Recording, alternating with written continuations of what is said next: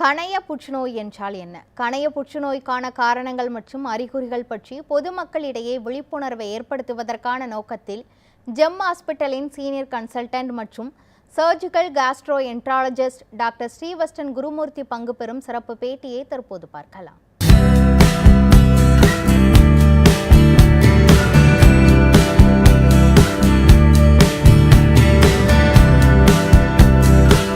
நியூஸ்7 தமிழ் நேயர்களுக்கு வணக்கம். GeM hospital வழங்கும் புற்றுநோயை வெல்வோம் சிறப்பு நிகழ்ச்சிக்கு உங்களை வரவேற்பது நான் மோகன்ராஜ் பழனி. இன்றைய நிகழ்ச்சியில் கணைய புற்றுநோயின் அறிகுறிகள், அதற்கான நவீன சிகிச்சை முறைகள் குறித்து விரிவாக எடுத்துரைப்பதற்காக ஜெம் ஹாஸ்பிட்டலின் senior consultant, surgical gastroenterologist and GI cancer surgeon doctor Srivatsan Gurumurthy நம்மோடு இணைந்திருக்கிறார். அவரை வரவேற்று நிகழ்ச்சிக்குள் செல்லலாம். வணக்கம் டாக்டர். வணக்கம் டாக்டர். இப்போ நம்ம உடம்புல இதயம் எங்க இருக்குன்னு அப்படின்னு கேட்டா எல்லாருக்கும் சொல்ல முடியும். இந்த கணையம் எங்க இருக்கு, அதனுடைய செயல்பாடுகள் என்ன? நல்ல கேள்வி. கணையம் எங்க இருக்குங்கிறது நிறைய பேருக்கு ஃபர்ஸ்ட் தெரியாது. அண்ட் அதோட செயல்பாடுகள் என்னங்கிறது நிறைய பேருக்கு அது பத்தியான புரிதல் இல்லை. இப்போவும் கணையம்ங்கிறது it's a leaf shaped organ. நம்ம உடல் பகுதியில பின்பக்கம் இருக்கு. நம்ம வயிறு, இரைப்பையில முன்பகுதியில இருக்கு. இட்ஸ் வி சே ரெட்ரோபெரிட்டோனியம், பின்பக்கத்துல இருக்கு இந்த கணையம்ங்கிறது. இந்த கணையமோட செயல்பாடு என்னன்னு பார்த்தோம்னா ரெண்டு முக்கியமான செயல்பாடுகள். ஒன்று வந்து டைஜஷன், அதுக்கு சில சுரபிகள், என்சைம்ஸ் கணையம் சுரக்கும். ஸோ இதனால தான் நம்ம சாப்பிட்ற கார்போஹைட்ரேட்ஸ், ஃபேட்டு, ப்ரோட்டீன்ஸ் இது எல்லாமே செரிமானம் ஆகுது. இது தவிர ரெண்டாவது மிக முக்கியமான ஃபங்க்ஷன் என்னன்னு பார்த்தோம்னா கணையத்தில் சுரக்கக்கூடிய ஹார்மோன். இது மெயினான ஹார்மோன் இன்சுலின். உங்கள் எல்லாருக்குமே தெரியும், இன்சுலின் தான் கண்ட்ரோல்ஸ் தி பிளட் குளுக்கோஸ். நம்ம சுகர் கண்ட்ரோல் பண்ணக்கூடிய மெயின் ஹார்மோன் கணையத்தை தான் சுரக்குது. ஸோ இன்சுலின், குளுக்கோகான் அந்த மாதிரி சில ஹார்மோன்ஸும் கணையத்தில் சுரந்துட்டு இருக்கு. ஸோ இதுதான் ரெண்டு மெயின் ஃபங்க்ஷன் கணையத்தை பொறுத்தவரை. ஓகே. இந்த கணையம் எதனால பாதிக்கப்படும் டாக்டர்? கணைய பாதிப்பு பல காரணத்தினால வரலாம். மோஸ்ட் காமனாக நம்ம சொல்றது கணைய அழற்சி, அதாவது பேங்க்ரியடைட்டிஸ் அப்படின்னு சொல்லுவோம். இது ரெண்டு வகமாக, அக்யூட் பேங்க்ரியடைட்டிஸ், கிரானிக் பேங்க்ரியடைட்டிஸ் அப்படின்னு. ஸோ மோஸ்ட் காமன் ரீசன் அப்படின்னு பார்த்தோம்னா ஜென்ஸில் இப்போவும் ட்ரிங்க்ஸ் தான். Alcohol is the most common cause of risk factor for pancreatitis in male. இதுவே லேடிஸில் பார்த்தோம்னா கால் பிளாடர் ஸ்டோன், அதில் பைல் டக்ட் ஸ்டோன்னு சொல்லுவோம். இந்த பித்தப்பையில் வரக்கூடிய கற்கள்னால அவங்களுக்கு இந்த பேங்க்ரியடைட்டிஸ் வரதுக்கான வாய்ப்புகள் இருக்குது. வேறு சில காரணங்கள் இருக்குது. சில பேருக்கு ட்ரைக்ளிசரைட்ஸ், அதாவது இந்த பிளட் டெஸ்ட்டில் பண்ணுறோம் இல்லையா, கொலஸ்ட்ராலில், அதில் ட்ரைக்ளிசரைட்னு ஒரு டெஸ்ட் இருக்குது. அந்த ட்ரைக்ளிசரைட் லெவல்ஸ் அதிகமாக இருந்தோம்னா அவங்களுக்கு கணைய பாதிப்பு வரலாம். சில பேருக்கு கால்சியம் லெவல் பிளட்ல ஹைப்பர் கால்சியமியான்னு சொல்லுவோம். கால்சியம் லெவல்ஸ் அதிகமாக இருக்கும்போது அவங்களுக்கு கணைய பாதிப்பு வரலாம். ஸோ இதெல்லாம் கணைய அழற்சியை பொறுத்து. ஓகே. ஒருத்தருக்கு நீரிழிவு நோய், சுகர் இருந்துச்சுன்னா அவங்களுக்கு கணையம் பாதிக்கப்பட்டிருக்கும் அப்படின்னு சொல்றாங்களே, அது உண்மையா டாக்டர்? கண்டிப்பா. நீரிழிவு நோய் இருக்கிறது மெயின் காரணம் கணையத்தில் சுரக்கக்கூடிய இன்சுலின்கிற ஹார்மோன் ஒழுங்காக வேலை செய்யாததுனால, ஒழுங்காக ப்ரொடியூஸ் ஆகாமல் வரக்கூடிய இது டைப் 1 டயபெட்டிஸ். ஒழுங்காக ப்ரொடியூஸ் ஆகி அது செல்ஸில் ஒழுங்காக ஆக்ட் ஆகாமல் இருக்கிறது டைப் 2 டயபெட்டிஸ் அப்படின்னு சொல்லுவோம். ஸோ மெயின் காரணம் இந்த கணையத்தில் சுரக்கக்கூடிய இந்த இன்சுலின்கிற ஹார்மோன் ஒழுங்காக சுரக்காதனால தான் அவங்களுக்கு இந்த டயபெட்டிஸ் வருது. ஸோ இதுவே 50 வயசுக்கு மேற்பட்டு இருக்கிறவங்களுக்கு சடனாக டயபெட்டிஸ் வருது, இல்லை ஏற்கனவே இருக்கக்கூடிய டயபெட்டிஸ்க்கு உண்டான இன்சுலின் ரிக்குவயர்மெண்ட், அவங்க மருந்து ரிக்குவயர்மெண்ட் ரொம்ப அதிகமாக இருக்கும்போது கணைய புற்றுநோய் இருக்கா அப்படிங்கிறதுக்கு சில டெஸ்ட் பண்ண வேண்டியிருக்கும். So we say that if there is a recent onset of diabetes mellitus or change in the pattern of existing diabetes mellitus, they have to get themselves tested. இந்த கணையம் புற்றுநோயால் பாதிக்கப்பட்டிருக்கிறது அப்படிங்கிறத நமக்கு காட்டுவதற்கான அறிகுறிகள் என்னென்ன டாக்டர்? கணைய புற்றுநோயை பொறுத்த வரைக்கும் நிறைய அறிகுறிகள் நிறைய பேருக்கு தெரியறது இல்லை. So they might be subtle, ஒரு மாதிரி ரொம்ப மைல்டான சிம்டம்ஸ் இருக்கும். ஸோ கணையத்தோட தலைப்பகுதி, ஹெட்ல வரக்கூடிய புற்றுநோய்க்கும் கணையத்தில் பாடி அண்ட் டெய்லில் வரக்கூடிய புற்றுநோய்க்கும் வேற வேற அறிகுறிகள் இருக்கும். ஹெட்ல வரக்கூடிய புற்றுநோய்க்கான மெயின் அறிகுறி என்னன்னு பார்த்தோம்னா ஜாண்டிஸ்.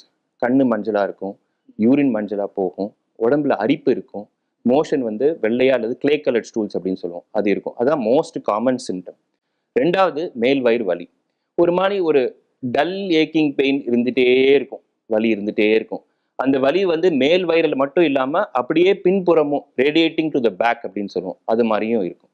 இது செகண்ட் சிம்டம். மூணாவது நிறைய பேர் இக்னோர் பண்ணுற சிம்டம் என்னன்னு பார்த்தோம்னா வெயிட், லாஸ் ஆஃப் அப்பிடைட், அனரெக்சியான்னு சொல்லுவோம். பசி இல்லாமல் இருக்கும், சடனாக வேறு எந்த சிம்டமும் இருக்காது, but over the course of say few weeks இல்லை ஃபியூ மந்த்ஸ் பசியே இருக்காது. ஸோ அனரெக்சியா அப்படின்னு சொல்லுவோம். நாலாவது வந்து நாசியா அண்ட் வாமிட்டிங். ஒரு வயத்துல வந்து ஒரு செரிமானம் ஆகாம ஒரு அந்த அப்பப்போ வந்து வாமிட்டிங் சென்சேஷன் இருந்துகிட்டே இருக்கும். சில பேருக்கு அக்கேஷனலாக வாமிட்டிங் வரும். இது வந்து மிக முக்கியமான ஒரு சிம்டம். ஏற்கனவே நான் சொன்னபடி 40 வயசு 50 வயசுக்கு மேலே இருக்கிறவங்களுக்கு வந்து டயபெட்டிஸ் மெலிட்டஸ் இருந்து அதுக்கான சுகர் கண்ட்ரோல் அதிகமாக தேவைப்படும் போது இன்சுலின் அதிகமாக தேவைப்படலாம். இல்லை 40-50 வயசு வரைக்கும் நார்மலாக இருக்கிறவங்களுக்கு சடனாக வந்து சுகர் வந்திருக்கலாம். ஸோ அது என்ன காரணங்கிறது இன்வெஸ்டிகேட் பண்ணும்போது சில பேருக்கு வந்து கணைய புற்றுநோயினால அந்த மாதிரி வரக்கூடிய வாய்ப்புகளும் இருக்கு.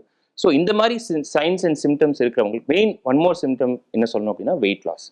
ஸோ நிறைய பேருக்கு வந்து அன்இன்டென்ஷனல் வெயிட் லாஸ்ன்னு சொல்லுவோம். நிறைய பேர் வந்து நான் வாக்கிங் பண்ணி எடையை குறைச்சேன் சார், நான் எக்ஸசைஸ் பண்ணி எடையை குறைச்சேன் சார், அதனால தான் சார் இந்த எடை குறைவு இருக்கு அப்படின்னு சொல்லுவாங்க. பட் அன்இன்டென்ஷனல் வெயிட் லாஸ், நீங்க எந்த ஒரு எஃபர்ட்டும் எடுக்காம if you are losing more than 10% of your body weight in say 3 to 6 months, then you have to definitely get yourself tested. ஓகேங்க டாக்டர். குறிப்பா மஞ்சள் காமாலையும் கணைய புற்றுநோய்க்கு ஒரு அறிகுறி அப்படின்னு சொன்னீங்க. ஆனா மஞ்சள் காமாலையே ஒரு தனி நோய் இல்லைங்களா டாக்டர்? அப்படிதான் நிறைய பேர் நினைச்சிட்டு இருக்காங்க. மஞ்சள் காமாலை தனி நோய் கிடையாது. மஞ்சள் காமாலைங்கிறது ஒரு அறிகுறி. It is a symptom. மஞ்சள் காமாலையை ட்ரீட் பண்றேன், மஞ்சள் காமாலையை வந்து சரி பண்றேன் அப்படின்னு சொல்லி நிறைய மக்கள் பண்ணக்கூடிய மிஸ்டேக்ஸ் வந்து இந்த நாட்டு மருந்து அந்த மாதிரி சில வந்து எதுக்கு வந்து சர்ஜரி தேவைப்படுமோ அதுக்கு வந்து நீங்க இந்த மாதிரி ட்ரெடிஷ்னல் ட்ரீட்மெண்ட் எடுத்தோம்னா அது சரி வராது. 2 வகையான ஜாண்டிஸ் இருக்கு. மெடிக்கல் ஜாண்டிஸ்னு சொல்லுவோம், சர்ஜிக்கல் ஜாண்டிஸ் அப்படின்னு சொல்லுவோம். மெடிக்கல் ஜாண்டிஸ்ங்கிறது வைரஸால் பாதிக்கக்கூடிய தொந்தரவு. இப்போ வைரல் ஹெப்படைட்டிஸ் அப்படிங்கிற தொந்தரவுக்கு சில வகையான ட்ரீட்மெண்ட்ஸ் வந்து இருக்கு. சில நேட்டிவ் மெடிசன்ஸும் they might help. Whereas if it is a surgical jaundice, அதாவது பித்த குழாயில கல்லுனாலேயோ கட்டினாலேயோ வரக்கூடிய அடைப்பு இருந்தா அதை எடுத்தா மட்டும்தான் அந்த மஞ்சள் காமாலை சரியாகும். அதுக்கு வந்து நம்ம வந்து ட்ரீட்மெண்ட் சாப்பிட்டுட்டு இருந்தேன், மருந்து எடுத்துட்டீங்கன்னா சரி ஆகவே ஆகாது. In fact it will only worsen the jaundice, it will damage the liver. கல்லீரல் பாதிப்பு வரும். ஸோ ஜாண்டிஸ் முதல்ல இருந்து அதுக்கு இந்த மாதிரி ட்ரீட்மெண்ட் எடுத்து அந்த ஜாண்டிஸ் வர்சன் ஆகி கல்லீரல் பாதிப்பை வந்து சில பேர் கணைய புற்றுநோயை மிஸ் பண்ணக்கூடிய ஆட்களும் இருக்காங்க. ஓகே. இப்போ ஒருவர் கணைய புற்றுநோயால் பாதிக்கப்பட்டிருக்கார் அப்படின்னா அவருக்கு சிகிச்சை அளிக்க என்ன மாதிரியான நவீன சிகிச்சை முறைகள் இருக்கு? ஜெம் ஹாஸ்பிட்டல்ல என்ன நவீன சிகிச்சை முறைகள் இருக்கு? கணைய புற்றுநோயை பொறுத்த வரைக்கும் ஜெம் ஹாஸ்பிட்டல்ல நம்ம சேர்மன் 1998 வந்து he was the first person to do this procedure by a totally laparoscopic method. அது ஃபுல் கீஹோல் சர்ஜரி அப்படின்னு சொல்லுவோம். He was the first person in the world to do it. Since then, this is a center of excellence for advanced pancreatic cancer treatment. So இதுல என்ன special அப்படின்னு பார்த்தோம்னா வயிற்றுல இருக்கக்கூடிய கேன்சர்ஸ்லயே வந்து one of the most aggressive வீரியம் அதிகம் உள்ள கேன்சர் வந்து கணைய புற்றுநோய். அதே மாதிரி அதுக்கான ட்ரீட்மெண்ட் வந்து இருக்கிறதுக்குள்ளேயே காம்ப்ளெக்ஸான மேஜர் சர்ஜரி வந்து கணையத்து கேன்சர் பண்ற ஆப்ரேஷன் தான். இது வந்து விப்பிள் சர்ஜரி அப்படின்னு சொல்லுவோம். It's a major surgery. So இது வந்து ஓப்பன் பண்ணி டெஃபினட்டாக ஒரு 3 to 4 hours it's a major surgery which will take time. Patient will have to be இந்த ஹாஸ்பிட்டல் ஒரு வாரம் 10 நாள். ஒரு பெரிய ஊண்டு இருக்கும். ஸோ அது பார்க்க வேண்டும். ஸோ இதே சர்ஜரி வந்து லாப்ரோஸ்கோபி மூலியமாக 4-5 சின்ன ஹோல் மூலியமாக பண்ண முடியும்னா this is what we have been doing over the last 2 decades. கிட்டத்தட்ட 20 வருஷத்துக்கு மேலே வந்து இதே ஆப்ரேஷன் வந்து லாப்ரோஸ்கோபி மூலியமாக அதே துல்லியமாக பண்ணக்கூடிய ஃபெசிலிட்டி நம்ம கிட்ட இருக்கு. லாஸ்ட் ஃபியூ இயர்ஸில் வந்து ரொபாட்டிக் சர்ஜரி. ஸோ அதே லாப்ரோஸ்கோப்பியாக இருக்கட்டும், ரொபாட்டிக்காக இருக்கட்டும், அதே கீஹோல் சர்ஜரியில் மெயினாக என்ன அட்வான்டேஜ்னு பார்த்தோம்னா வயிற்றை கிழித்து பண்ணுற ஆப்ரேஷன் கிடையாது. 4-5 சின்ன ஹோல்ஸில் பண்ணுறதுனால வந்து பேஷண்ட்டுக்கு வந்து ரெக்கவரி வந்து ஃபாஸ்ட்டாக இருக்கும். ரெண்டாவது வந்து இந்த மாதிரி வந்து 4-5 சின்ன ஹோலில் பண்ணுறதுனால வந்து பிளட் லாஸ் ஒன்றும் பெருசாக இருக்காது. தேர்ட் அட்வான்டேஜ் என்னன்னு பார்த்தோம்னா இந்த மாதிரி அட்வான்ஸ் டெக்னாலஜி, அதாவது நாங்கள் சொல்லுவோம் 4K டெக்னாலஜி ஃபார் லாப்ரோஸ்கோப்பின்னு சொல்லுவோம். ஸோ அதில் எந்த அளவுக்கு ப்ரெசிஷன் இருக்கும், நம்ம டிவியில் எப்படி HD monitor, ultra HD 4K இருக்கும், அதே மாதிரியே வந்து லாப்ரோஸ்கோப்பியில் 4K மானிட்டர்ஸில் வச்சு பண்ணும்போது மேக்னிஃபிகேஷன் வந்து 15 to 20 டைம்ஸ் இருக்கும். ஸோ அப்படி இருக்கும்போது ரொம்ப துல்லியமாக கொஞ்சம் கூட ரத்த கசிவு எவ்வளோ கம்மியாக இருக்கோ அதோட அந்த நெறிக்கட்டிகள், கணையத்தை சுற்றி இருக்கிற நெறிக்கட்டிகள், நார்மலாக இந்த ஆப்ரேஷன் பண்ணும்போது கணையத்தில் ஒரு பகுதி, பித்தக்குழாய், கால் பிளாடர் எல்லாமே சேர்த்து தான் ரிமூவ் பண்ணுவோம். ஸோ அது கூட இருக்கிற ஃபைப்ரோஃபேட்டி டிஷ்யூ, நெறிக்கட்டிகள் எல்லாம் சேர்த்து தான் ரிமூவ் பண்ணுவோம். ஸோ ரொம்ப துல்லியமாக பண்ணக்கூடிய ஃபெசிலிட்டி வந்து லாப்ரோஸ்கோப்பிலையும் இருக்குது, ரொபாட்டிக்லையும். ஓகே. இந்த கணைய புற்றுநோய் வராமல் தடுப்பதற்கு என்ன பண்ணணும்? கணைய புற்றுநோய்ங்கிறது சில ரிஸ்க் ஃபேக்டர்ஸ் வந்து நம்ம தவிர்க்க முடியும், சில ரிஸ்க் ஃபேக்டர்ஸ் நம்ம கையில் இல்லை. இப்படி பார்த்தோம்னா smoking one of the most common and the only proven risk factor for pancreatic கேன்சர்னு பார்த்தோம்னா ஸ்மோக்கிங். ஸ்மோக்கர்ஸ்க்கு டெஃபினட்டாக இந்த கணைய புற்றுநோய் வரதுக்கான வாய்ப்புகள் அதிகம். ரெண்டாவது உடல் பருமன், ஒபிசிட்டி. கணைய புற்றுநோய் வரவங்களுக்கு நிறைய பேருக்கு பார்த்தோம்னா ஒபிசிட்டி வந்து it's very important risk factor. என்னை பொறுத்த வரைக்கும் இது ரெண்டுமே வந்து நம்மளோட இது கண்ட்ரோல்ல இருக்கு. மூணாவது வந்து அஃப்கோர்ஸ் ஆல்கஹால் டைரக்ட் கோரிலேஷன் கிடையாதே வழிய, எப்படின்னா ஆல்கஹால் எடுக்கிறவங்களுக்கு கணைய அழற்சி, அதாவது கிரானிக் பேங்க்ரைட்டிஸ் வரதுக்கான வாய்ப்புகள் ரொம்ப அதிகம். அண்ட் கிரானிக் பேங்க்ரைட்டிஸ் இருக்கிறவங்களுக்கு கணைய புற்றுநோயா அது மாறுவதற்கான வாய்ப்புகளும் அதிகம். ஸோ இன்டைரக்டா வந்து ஆல்கஹால் இருக்கிறதும் ஒரு ரிஸ்க் ஃபேக்டர் தான் கணைய புற்றுநோயை பொறுத்தவரைக்கும். இது தவிர வேற சில காரணங்கள் இருக்கு. ஜெனட்டிக் ரீசன்ஸ் ஒரு 5 to 10% I would say genetic reasons இருக்கு. ஸோ அந்த மாதிரி இருக்கிறவங்களுக்கு ஒரு family member especially younger age குரூப்ல அவங்களுக்கு டயக்னோஸ் ஆகுது, 40 வயசுக்கு குறைஞ்சவங்களுக்கு டயக்னோஸ் ஆகுது அப்படின்னா அவங்க கூட இருக்கிற ஃபேமிலி மெம்பர்ஸ், பிரதரா இருக்கட்டும், சிஸ்டரா இருக்கட்டும், இல்லை அவங்க ஆண்ட் அங்கிள் அந்த மாதிரி யாருக்காவது இருக்கு அப்படின்னா நெவ்யூ நீஸ். ஸோ இந்த மாதிரி இருக்கிறவங்களுக்கு சில பேசிக் பிளட் டெஸ்ட் இந்த மாதிரி பண்ணி ஒரு அல்ட்ராசவுண்ட் அல்லது ஒரு சிடி பண்ணோம்னா அது ஏர்லியரா வரத்துலேருந்து நம்ம வந்து ஐடென்டிஃபை பண்ணி ப்ரிவென்ட் பண்ணிக்கிறதுக்கு உண்டான ஃபெசிலிட்டி. அவங்களும் எந்த வயசுல எடுக்கணும் அந்த செக்அப்? ஜென்ரலா கணைய புற்றுநோய் பொறுத்த வரைக்கும் ஒருத்தருக்கு இருக்கு அப்படின்னா அவருக்கு வந்தவருக்கு எந்த ஏஜ்ல இருக்கோ அதுக்கு 5 வயசுக்கு முன்னாடிலேருந்து நீங்க உங்க ஸ்கிரீனிங் ஆரம்பிக்கணும்.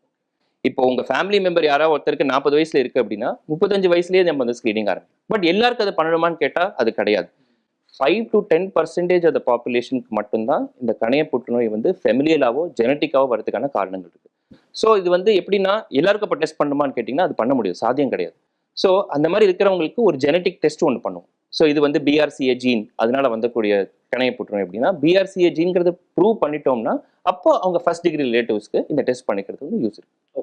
இவ்வளோ நேரம் கணைய புற்றுநோய் குறித்தும் அதற்கான அறிகுறிகள் பற்றியும் விளக்கி ஜம்மு ஹாஸ்பிட்டலில் என்ன மாதிரியான நவீன சிகிச்சை முறைகள் இருக்கிறது என்பது குறித்து விளக்கி மருத்துவ ஆலோசனை வழங்கியதற்காக நன்றி டாக்டர். தேங்க்யூ. நேயர்களே, மீண்டும் மற்றொரு நிகழ்ச்சி சந்திக்கலாம். நன்றி, வணக்கம்.